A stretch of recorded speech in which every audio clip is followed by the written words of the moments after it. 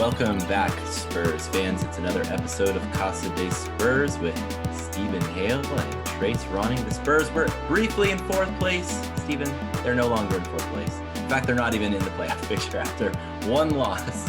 That's how easy that was. I know. I saw an article this morning that was talking about how none of the three Texas teams are in the playoff picture at this point. And I was like, wait, they were in fourth place. Oh, wow. Okay. No, they're not. They're in ninth place now. Which is probably smart because I know I speak for myself. I can't speak for the other weirdos on Spurs Twitter, but goodness gracious, we were about to talk some noise. Y'all would have never heard the end of it from us if we had been in fourth place and then goodness, we passed the Lakers or the Jazz or the Clippers. That would have been we would have been an annoying fan, more annoying than we already are as a fan base on Spurs Twitter out here. So yeah, it was fun for a minute. Yeah, the Spurs took a 3-game winning streak. They beat the Wizards, the Celtics, and the Nuggets all at home, and then they lost to the Grizzlies at home on Saturday night. Pretty bad one. Let's talk about the games that were good first. Maybe that's going to be a little more fun to talk about. I think that Celtics game might have been my favorite game of the year so far. Yeah. It was a hoot. Yeah, the spiciness in the second quarter combined with the absolute bitter coldness of the third quarter, and then Dejounte's finish the game was just kind of cherry. I was all prepared. So I have a couple friends who are Boston fans, and anytime they're playing the Spurs, they just send me like a wall of like the 3-leaf clover emoji. Yeah. As a way to just like mess with me before the game. So when the Spurs won, I probably sent like 10 messages that were just like 6 lines of a clover emoji back to them, and they never. I haven't heard from them since. I don't know if they're still alive or anything. It was like they didn't pay their cell phone bill. They never got the message. Yeah, exactly. So that one, there's a little added bonus for me in that Celtics win, and then they carried it over against the Nuggets. They took down Nikola Jokic, who has been like the MVP of the league so far this season. So, Steven, let's talk about the Nuggets game first real quick because and the Jokic thing. What did you see that like just showed you how to win against Nikola and the Nuggets? Well, I felt like that was one of their better defensive games that they played too. Trying to figure out what this team is defensively. It's funny that they have all these Swiss Army knives that are in their drawer, with these fun switchable guards that are young and they have a bunch of energy and stuff. And then there's like these 2 big holes in the middle. Well, you know what? I guess there's 3. When I said 2 big holes, what I was thinking of was Jakob Poeltl and LaMarcus Aldridge. I don't know what those guys are doing defensively, yet they somehow managed to hang with the Joker a little bit, which he's another example of somebody that like I hate this phrase because it's cliche, but you can't stop him, you can only hope to contain him. But yeah, he was like that. DeMar's the other guy that you're not going to get lockdown defense from him. But I thought for the most part collectively they had a lot of possessions that they really pushed Denver deep into the shot clock. They are running some good switchable defensive schemes that are helpful. Once they do get those 2 primary defenders out of the starting lineup, that they move into their bench unit, I think they really have some fun options as far as switching goes. And they're communicating pretty well, and they look like they're making a legitimate attempt to play defense. And then they go, of course, and play the Grizzlies, and well, I don't know. They were like, no, we don't want to do that anymore. And so they kind of regress back to the mean a little bit. So I think that's kind of the hiccup with this team. What we've seen is they really do play to the level of their competition, offensively and defensively, but really defensively. I mean, I don't know. I don't know why Memphis seems to have their number right now. Yeah, we took San Antonio beat them the first game of the season, and they certainly returned the favor the other night. So yeah, easily. And then, the other thing that's really stuck out to me is that, Dejounte Murray just seems to keep getting better this season. And telling you, he's making us eat crow, isn't he? I know. I think we gave him a healthy challenge, and he rose to the occasion. That's how I'm going to choose to look at it. Yeah, after he listened to, he's really got that. So he picked Kemba Walker clean in that Boston Celtics game, and on the topic of that, Keldon Johnson had a ridiculous crossover and dunk in the final minute and a half against Jaylen Brown in the Celtics game, and then Dejounte finished up the game by doing kind of the same thing to Jamal Murray, which I fully support anybody picking Jamal Murray's pocket. I enjoyed that. And then Keldon again had a nice little step back. Watch out for step back Keldon Johnson coming. But yeah, that's a nice little thing. Dejounte is really he's a guy you need on the court at the end of the game for a couple of different reasons. He's gotten pretty consistent running that offense, which was our critique of him about 3 weeks ago. But defensively, you can almost see him waiting on it. He's like, there's a few times earlier in the games where you can see he's like, not yet. And then he pounces on it whenever those guys let their guard down, and it gets you amped. Watching the game, it really gets you amped because you can see it like building, and it's kind of fun. Right. Yeah. And also worth noting at the end of those games is, who wasn't out there playing defense? Ooh, it's not going to make people happy. No, LaMarcus? You don't think that's going to make people happy? Oh, LaMarcus. I thought we were talking about Lonnie Walker. Yeah. Oh. LaMarcus Aldridge. You can't play him. No. He's not even attempting to play defense.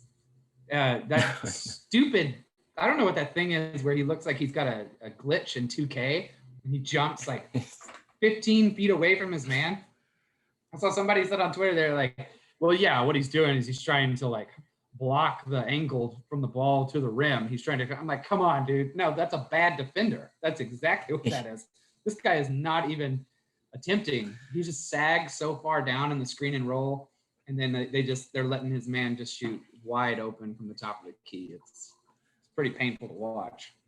It would be more helpful, I think, if he just screamed. If he just started screaming, like that would be better defense than him trying to do anything with his body when he's like 12 feet away from the closest. Yeah. He's 12 feet away from everybody. There's just no one anywhere in his orbit. And he's just like, oh, shit. Like, okay, here we go. It's really like a lost. It looks like somebody that's way past their prime. Like, I know we're going to talk about, you've got a couple trades that have approached recently, but I'm like, what are you doing for your trade value? Like, we're now looking at a guy who sometimes he's not rebounding, he's not defending, and he comes down. Sometimes he's like the last guy down the court and he walks into a three. That's the most frustrating thing because we're rewarding this guy for being a slow trail to the play, and just he walks into a three, and that's where he hits like, I don't know. He's had a few like in the first quarter where he's done what he's supposed to do. And he's getting those shots where they want him to, but then he'll finish the game with like 3 of 5 from the 3-point line. You're like, yeah, but 2 of those came like when you were loafing it, trying to get back on defense. Yeah, and early on in that Celtics game, I thought there's a point in the first quarter where I was like, if something doesn't turn around soon, like they're going to be winning by 40 at halftime. Like it's going to be ugly. And the thing that was just making me so mad about them was that they were slow to get back on offense. Mm-hmm. So LaMarcus was like always the last one there. And then somebody would just would turn around and pass him the ball and try to like get into position. There'd be like 16 seconds left on the shot clock. And he's just like, oh, whatever. I'm just going to throw up a 3 here. And then like, you're right. Like he got one of them or whatever. And I was like, good because we needed those points. But like this is not the offense that's going to win the game. At all. And then they finally kind of like worked it out of his hands. And as you saw, like Keldon started going nuts in that game against the Celtics. I don't remember who else had DeMar got a ton of points in that game. Aldridge actually did finish with 20, but I only want to give him credit for like 10 of them. Yeah. Well, that's the thing is it seems like it's more like, okay, we have to get LaMarcus his. whereas everybody else is kind of playing within the flow of the offense and within the system. And I think that's the other weird part is that, like, of the 4 veterans that we continue to talk about, we talked last week about Patty Mills having a clearly defined role. Rudy Gay is like randomly like one of the best defenders in the league by like defensive efficiency, or he's got some like a couple weird stats where he's like I think the best lineup in the league has Rudy Gay in it. Yeah. And DeMar is like, I mean, he's stepping in, taking a charge the other night. He's pushing guys out on switches. Like they're not going to ever be like, you know, lockdown Gary Paytons of 2021, but they're like buying into what's going on in San Antonio. I don't think Aldridge is like buying in. He's just like, oh, I'm just going to shoot threes. If you guys will just get this, like get me my threes here in the first and third quarter, and then I'll go sit and take my rest, and then maybe I'll come in, maybe I won't. It's like he looks like he doesn't want to be there. Like that's what it is. Mm-hmm.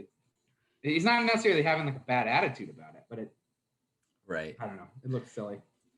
Maybe he's wishing that he really did force that trade a few years ago when he first asked about it. Yeah, I know, right? Like now he's like, oh, what was I doing? Speaking of guys, the other guy who is not playing in the fourth quarter or not closing out games, at least defensively, is like Patty Mills closed a game defensively over Lonnie Walker last week. And I think it was the right thing. I think at the end of the game, Patty gives you much more spirit than anyone other than maybe Dejounte Murray on defense. Yeah. It's not always good, but he's trying. And he might throw the ball away a couple of times too. I've seen that. And, you know, I've seen him in the third quarter of that Celtics game. I thought he was doing his best to actually give the game away up defensively. And then, but he was back out there at the end, and he was the other guard on the court when Dejounte had his game sailing pick. Yeah. I don't know that we've had a more polarizing player on our team than Lonnie Walker in a really long time. Yeah. Guy's potential is through the roof, but you don't know one night if you're going to get 24 from him or 4. He's just, it's frustrating. Sean Elliott finally said something the other day on the stream. He was like, I think they were, you know, he does this little like outside of the commercial break. He's like, here, you know, here's your little top play or whatever. Or here's your assist of the game or connection. And it was Lonnie who was making a pass. And Sean was like, yeah, but down the road for future growth, we need to see Lonnie like turn that and take it to the basket and go dunk it. Mm-hmm. And I'm just like, yeah, that's what everybody's waiting on. This guy has the potential to guard, I mean, at least 3 positions. He's probably a little too short to guard forward in maybe most cases, but he's not putting it together. His problem this year has been inconsistently. I don't think there's anybody that doubts this guy's talent, but this is a guy that can hit back-to-back threes, and then he can go get to the free throw line and make a crazy layup and dunk, and then he can have 3 possessions where he throws the ball into the stands or throws it to the wrong player or he misses a defensive rotation. I think where I'm starting to have a little bit of compassion for the guy is like, it seems like his mistakes are like glaringly obvious. It's like they're not like subtle mistakes. It's like right whenever you need him to not make a mistake, that's when his mistake happens. Yeah. And everybody is also so excited about him that whenever he messes up, it really like people like you get really upset with it. So I feel bad for him, but he's not a guy that you can trust at the end of the game. And the Spurs have been in some close games recently, and I think Popovich just gives the nod to Patty because, you know, he's going to be short and he's going to make mistakes, but he's going to work super hard. He's probably going to make the right play down the end of the stretch, and he's got a much more reliable and consistent shot right now than Lonnie does. So it's a frustrating thing, but it's also real life. Yeah, another thing I heard Sean Elliott say recently about Lonnie Walker was that I think he said like he doesn't realize how athletic he is, and like until he does, his game's not going to come together. And I don't know, like that seems like a stretch. Like I cannot imagine that Lonnie Walker does not understand that he can jump higher than anybody else in the court, you know. But I think he's right about like Lonnie. I think Lonnie is making things happen too quickly. I think the game needs to Too slow fast. down around him. Yeah, I mean, like he needs to go. I mean, he has the ability to beat anybody when if there's a breakaway, like he has the ability to break anybody. But I think Yeah. he speeds himself up too much, and like then that's when he like makes those mistakes, and when he like misses a wide open layup on a breakaway or something like that. Adding to your personal highlight reel of beautiful athletic misses that I know And he's got some keeping. beautiful ones. Goodness gracious.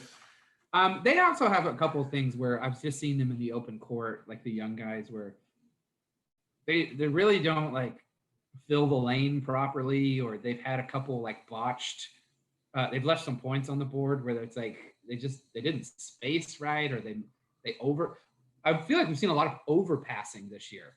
Like, there's been a lot of times where it's like that's the shot, and then they dribble out of it, and it kind of goes back to the old thing that we talked about was this is the growing year. Like them being in fourth place for a couple days or hours, I guess, really is fun, and that's all fine and dandy, but that's not really what we thought they were going to be. They will have flashes of like, oh my gosh, this is amazing. They can play with the Lakers. They can play with the Clippers. They can play with the Nuggets.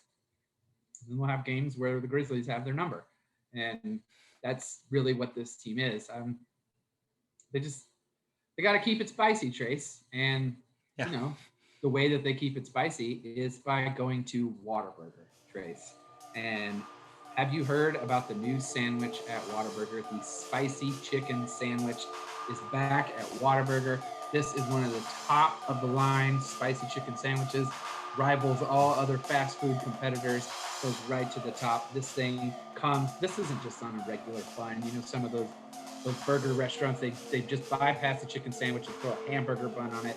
No, this one comes on a brioche bun with the spicy chicken fillet, tomato, lettuce, and pickles, and mayonnaise. I personally like to ditch the lettuce on mine, and I'll even throw on a couple pieces of bacon. That's just me for the spicy chicken sandwich. Go get your spicy chicken sandwich only from your friendly neighborhood Whataburger. So, Trace, we've talked a little bit about some holes on this podcast. Would you say maybe the Spurs are due for a trade?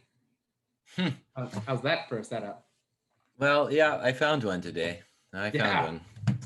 This was a doozy. I don't know what it's based on, but I don't think it's based in reality. So these are some of the best ones. Yeah. It's a good one when it comes from a .net. So fadeawayworld.net says NBA rumors. Golden State Warriors could acquire LaMarcus Aldridge for Kelly Oubre Jr., Kevon Looney, and Alan Smalagic. I don't know how you say this guy's name. I'm sorry. He's a big European dude I've never heard of before. Sure. They got a really nice picture here of the jersey swap. So they got LaMarcus Aldridge wearing 18 for the Golden State Warriors. Ooh, taking Omar Caspri's old jersey for the Warriors. I don't know who 12 is or was that was retired, if that's the case in Golden State. But here's what this guy. Let me tell you what this guy says. There's potential to trade for a veteran player who could quickly integrate himself next to Stephen Curry and Andrew Wiggins on the court and provide some impact on both ends. This guy probably has not watched much LaMarcus Aldridge this year if he thinks he's going to have an impact on both ends. Where's the both ends part? Yeah. That's the thing. Yeah. We got to stop talking about how bad LaMarcus Aldridge is. we're taking this guy's trade value. Yeah. I don't know. Fadeawayworld.net probably is not watching the show, but I would take this trade in a heartbeat if I was San Antonio and this was offered to me. I'm not, and it won't be. But I'm just trying to figure out. First of all, you read this article and it says rumor, and then it's just some guy talking about his opinion of a possible trade that is not based on anything that he heard. He's starting a rumor. Yeah. You can't. That's say not how it works, bud. I don't understand this. And then people take it and run with it. Are we? Can we will some trades into existence with this power? Do we have that? I hope so. I mean, it's super easy. I mean, all these GMs, they just sit here with the ESPN trade machine and the NBA trade.com machine. Like, just throwing stuff out there and just like that's how talks go down. Like you just see they just do it on their phone and then they just screenshot it and text it to the opposing GM, be like, question mark, the little emoji.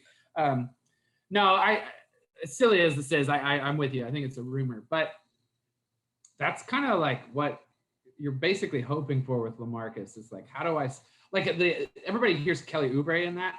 The interesting piece of that trade is Kevon Looney for me. Like, Kevon Looney is probably, I don't know if I want to say that he's better than Jakob Poeltl or worse than Jakob Poeltl, but he's in the same genre of big men. Like Jakob's the right big man for what the Spurs are trying to do. He's just been wildly he's been bad this year. I don't want to say inconsistent. Like he's been bad. Like this guy is leaving he's shooting layups like 2 feet from the basket and getting them blocked by guards, and he's not rebounding. He's not contesting shots. And I think Kevon Looney is another type of Jakob Poeltl type player. He's a guy, he's got a very simplistic skill set. He's not a shooter. He's gonna rim protect, set some screens, and that's gonna be like the extent of it. So I think that's what you're hoping to turn LaMarcus Aldridge into. I don't know that this. I don't know. Look, if the Warriors want to make that trade, like let's go for it. But that's not. I don't know why they'd give up Kelly Oubre too. He's an expiring contract and an interesting piece, anyways. Plus, I heard Kelly's probably going to end up in New Orleans. I think Lonzo Ball might be headed to Golden State. But anyways, yeah, that's a weird dynamic, and it sounds like somebody who's just going, I'm going to stir a pot today and just toss this out here. But nevertheless, I'm giving this trade 5 Pinocchios if I can. 5 Pinocchios. The Snopes approach. I like it. That's good. Steven, you posted. Didn't you post a trade today, or was it yesterday? I did post a trade. So there's a couple. Now, again, I am not breaking news as the rumor mill goes. Yeah, this rumor. I've heard this through my sources. So Lauri Markkanen wants out of Chicago. I don't know if he wants out of Chicago. I think he and Chicago are not. They're not interested in a long-term commitment. We'll just put it that way. So that means that he could be on that market. So the trade that I proposed was, and I made this up off the top of my head, and I just wanted to see what people thought about it, but would be Otto Porter and Lauri Markkanen for LaMarcus Aldridge, Trey Lyles, Luka Samanic, the G League All-Star, and a second-round pick. I'm asking this because I have no idea what the market for Lauri Markkanen is. You're going to have to pay him if you get him. But I think I like Lauri Markkanen. I think he's got some. He's in that. I said he's Dirkish, and then somebody was like, "He's not Dirk Nowitzki." He's not Dirk Nowitzki, but he's Dirkish, and like he's a 7-foot European dude who shoots threes. Like that's Dirkish to me. Like he doesn't like. People are like, he's not a good defender. I'm like, Dirk is in the Hall of Fame. The guy has never played a defense a single possession of his life. Who cares? But I think he's an interesting piece. Like he's 23 years old. Otto Porter is on an expiring contract, but he's an interesting piece, still a young guy that could have some interest. So I don't know what that market is. I don't know if the Bulls would be like, yeah, you guys take him and pay him and then take Otto Porter, and we'll take LaMarcus Aldridge for half a year and Trey Lyles for half a year. And the key piece out of that would be like Luka Samanic. So I kind of feel like the same way like we were with the Warriors on that other trade. Like, yeah, the Spurs should say yes, but the Warriors ain't going to say yes to that. And the Bulls probably aren't going to say yes to that either unless things are just really bad with Lauri Markkanen. But he's the kind of guy that I think the Spurs should be looking for. I'm gonna give you a young piece. I'm gonna not to to spoil what you're saying, but it's Lauri Markkanen. Yeah, that's what I said. Markkanen. Not you said Markinson. Do you know what his nickname is according to Basketball Reference? Is the finisher because he's Finn. Yeah. Basketball Reference has some amazing nicknames for people. I don't know where they get half of these. If anybody's ever bored at work, just go look up NBA players on Basketball Reference and look at the nickname that they've put some guys in. Yeah. I think Rudy Gay has a good one, and I'm like, Patty Mills does. He like it calls him like Patty Stacks or something. I've never heard any in my life call it guys. Like, they call him Patty Thrills all the time, but never Patty Stacks. Patty Stacks. Who? Patty Stacks. No. An intern for Basketball Reference called him Patty Stacks. Rudy's was the Great Rudini. Oh yeah. Like, is that what everybody's calling him? All right. Who's calling him that? The other one that's been floating around is this John Collins thing, which I'm actually I really like the idea of that. Again, though, man, you start talking about trying to get a 23-year-old with that kind of upside, you kind of have to throw something back in that same genre with that kind of upside. So, right. A lot of fan bases are like this, but just this idea that some team is just going to be like, hey, we got this guy who's really good, but we're not in a place to pay him. But you guys might be, and as a result of that, you just give us your spare parts, and then we'll just give you a high five. And you guys can get rich, and we won't. Like that's not how it works. Like they're not short selling these guys. So you're gonna have to give up a Lonnie. You're gonna have to give up a Derek White, maybe. Speaking of which, Derek White made his return to the San Antonio Spurs. He did, not against the Nuggets, but against the Grizzlies. He actually. But he finished with about 18. With 18 points in his first game back. Only played 22 minutes.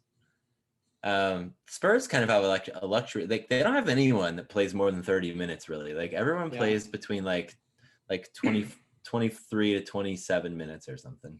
Yeah, you're still getting these 9-10 man rotations in these games, and that's a little odd because the guys that you have all play like multiple positions and they're all super young. So it's like let them go. But I thought Derek White coming back, I was really impressed with him. I mean, he showed a little bit of rust. I think he knocked down his first three, just like bam, right off the bench. But Pop did something really interesting that I thought about. He subbed out, I think he subbed out Dejounte Murray and brought in Trey Lyles. And so the lineup that they had on the floor was Trey Lyles, Rudy Gay, Jakob Poeltl, and Patty Mills. And he really put that lineup out there for Derek White because that lineup says, Derek White, go make plays.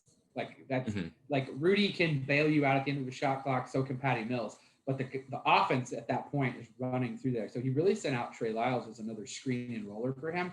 And I just thought we've talked so much about where are these guys going to fit, who's going to do it. I thought that was a good little peek behind the curtain there. I would like to see Derek deserves some minutes where he's the guy. I don't know if that's in a bench role or if that's in, the end of a rotation for the starting unit. But when he finds himself in a place where he can create, he can make shots, he can attack, he can play make, he can really get guys open. That's really a luxury that the Spurs don't have with these other three guys who've been playing in Dejounte, Lonnie, and Keldon Johnson. So Derek White really shows his versatility in that role, and I thought it was exciting to have him back. He does a lot, and they gotta figure out how to play all these guys, but it's really nice to have him back. Yeah, it's just exciting to have another like high motor guy on the court. Like him along with DeJounte, that's like four motors. Yeah. He's deceptively fast too. Like you don't just look at him and be like, oh yeah, this guy's lightning quick. He's not like Lonnie fast, but he's pretty quick, man. He moves. Yeah, and hopefully the toe thing is not lingering for him. We're gonna need Derek White to be able to move at full speed and full agility and do all the athletic things he does to set up other people like he was doing before he got hurt. Yeah, I'm curious. I want to know your opinion on this, Trace, but what's the ceiling for this team, and then what's the floor now that we've got a good look at what this team can be? Granted, they got to work Derek White back into the rotation. We saw them go from 4th place to 10th place in like one game, which is the nature of the league. But Yeah. What do you think their ceiling is? Yeah, I mean the swings in placement I'm not too worried about because it's pretty young season, and honestly, like I feel like 4 through 10 are gonna be could Right theoretically be like 4 games difference between the top and the bottom of that section of the Western Conference. I could easily see San Antonio. I could see I think their ceiling is probably, I'll give them the 5th seed as their ceiling. Yeah. I don't think they're going to win this division. I still think Dallas is going to win this division. I hope so. Just based on. I mean, I think eventually the talent will win out, and Dallas has the most talented roster in the Southwestern Division right now. So I still think they're going to get up there. Ben Zadel's out there smiling somewhere that I said that. Don't tell him. And I think the floor for San Antonio, I think it's probably 12th. You think they go that low? Because no, but I think that I don't think they will, but I think they could if they really don't figure out how to get it together. Yeah, that's a good point, and I know we're running out on time here, but I'll say here, I think their floor, I think they're going to be in the playoff, the play-in tournament. What I saw in that Grizzlies game on Friday is if LaMarcus Aldridge and DeMar DeRozan don't get theirs, then this team hurts. So they really need that 25-ish points from somewhere to get in there. But there's still enough talent on this team where they could be up there, like you said, the 5th seed. So I think I would call them their ceiling is like a 5th seed, and their floor is probably the 10th seed. I don't see it. They have too much talent to miss the playing game. So that's my take. Yeah, it's a good point. I have a feeling they're going to be in the playoffs. I think I just kind of feel like they're like I feel like realistically they're an 8-7 seed. Yeah, that's right on. If you told me at the end of the season they were the 12th seed, I wouldn't like scoff at it right now. I'd be like, I could see it happening. I just could see it happening. Ideally, they're not living in the basement or the ceiling. They're just kind of living on the first floor. That's good. That's 8th place. I like it. That's good. And that's it, man. Yeah, I think that's it for what they're going to do this season. I think probably first round exit. All right. Well, fingers crossed. Fingers crossed. Hey, they can tangle with anybody though. Anyway, Steven, thanks as always. Been great talking with you about the Spurs, and to all the listeners, hope you're enjoying the show. Leave us a rating on iTunes, YouTube, wherever you listen to this podcast.